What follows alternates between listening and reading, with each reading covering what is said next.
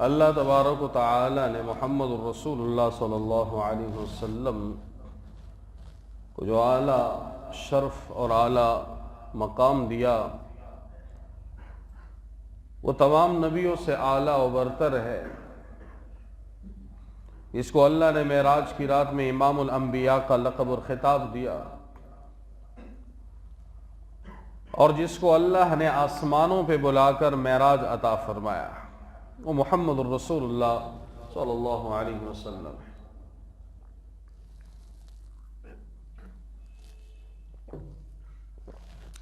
ہم نے جو گزشتہ دروس میں محمد الرسول اللہ صلی اللہ علیہ وسلم کی سیرت کے موضوع پہ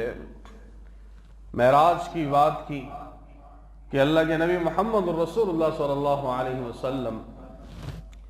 جب آسمانوں پہ گئے اور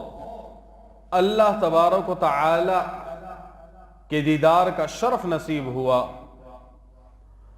اور اس دیدار الہی کے بعد اللہ نے تحفے میں 5 نمازیں عطا فرمائی۔ تو اللہ کے نبی فرماتے ہیں میں آسمان سے جب عرش سے نیچے اترا تو چھٹے آسمان پر سیدنا موسیٰ علیہ السلام سے ملاقات ہوئی۔ انہوں نے کہا یا رسول اللہ میری امت پہ بھی فرض تھی 50 نمازیں، آپ کی امت مشکل ہے کہ ادا کر لیں،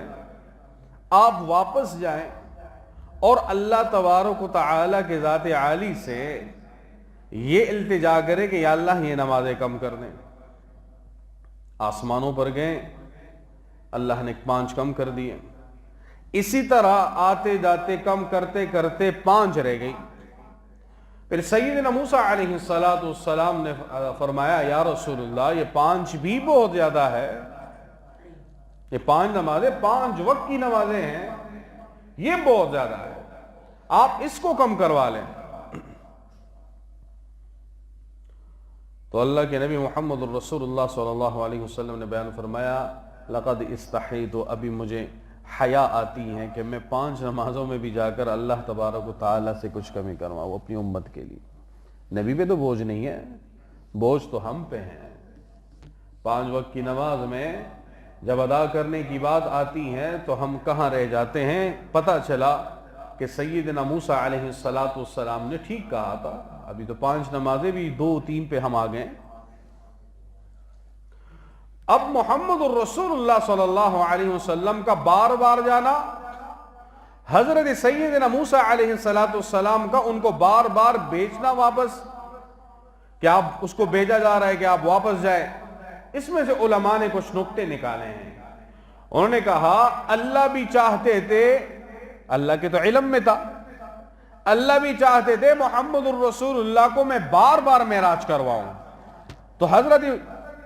موسیٰ علیہ السلام کے پاس آتے پھر اللہ دوبارہ معراج کروا دیتا، پھر واپس آتے پھر اللہ دوسرا معراج کروا دیتا۔ اسی طرح 4-5 دفعہ اللہ تبارک و تعالی نے محمد الرسول اللہ صلی اللہ علیہ وسلم کو اپنا دیدار کروایا۔ اور سیدنا موسیٰ علیہ السلام کے متعلق فرمایا کہ وہ بار بار کیا کہا، بار بار حضرت محمد الرسول اللہ کو بیچ رہے ہیں، تو بیان فرمایا وہ اس لیے بیچ رہے تھے کہ حضرت موسیٰ علیہ السلام نے عرض کیا تھا یا رب العالمین میں آپ کو دیکھنا چاہتا ہوں، تو اللہ تبارک و تعالی نے بیان فرمایا اے موسیٰ یہ ناممکن ہے، ہاں ایک بات کر لیتے ہیں، آپ اس پہاڑ پہ نظر ڈالیں، فَإِنِ اسْتَقَرَّ مَكَانَهُ، اگر یہ اپنی جگہ پر قائم رہا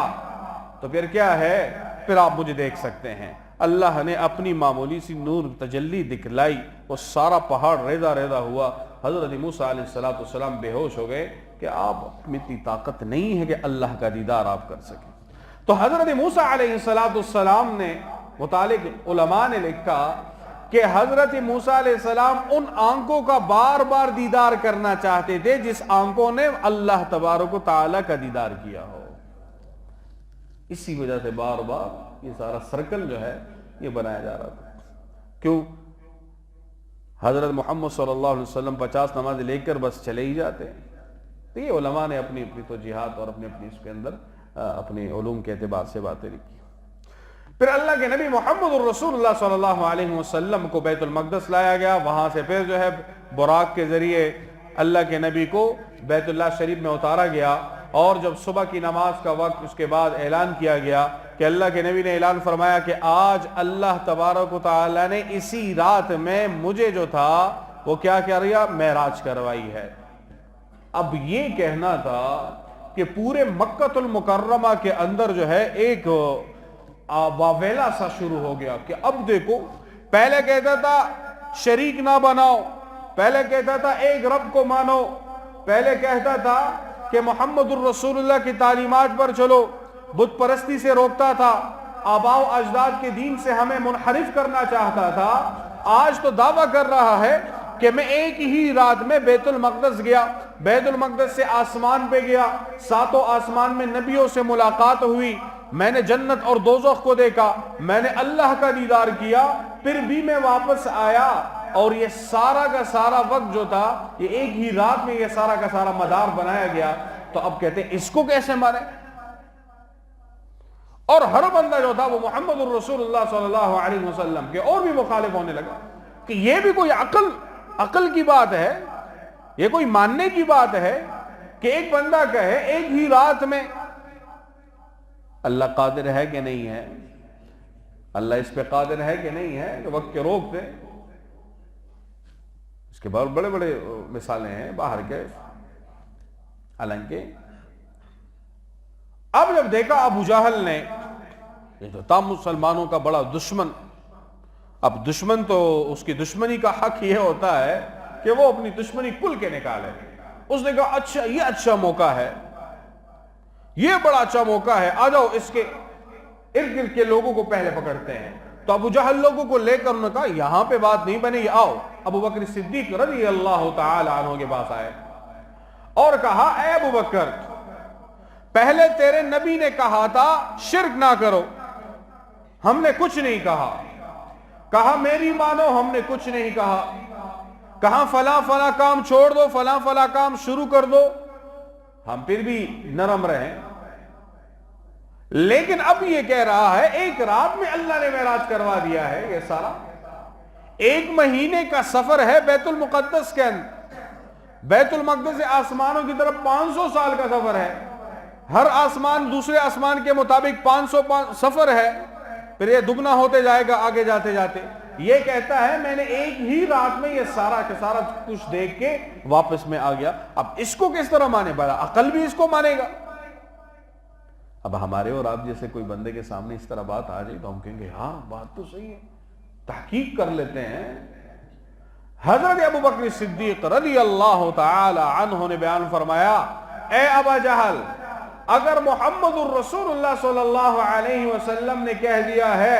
تو میں مانتا ہوں، میں اس بات کو مانتا ہوں کہ اللہ کے نبی نے حق کہا، لقد صدق اللہ ورسولہ، لقد صدق رسولہ، کہ اللہ کے نبی نے حق اور سچ کہا ہے، میں اس بات کی تصدیق کرتا ہوں کہ یہ رات کو معراج پر گئے تھے۔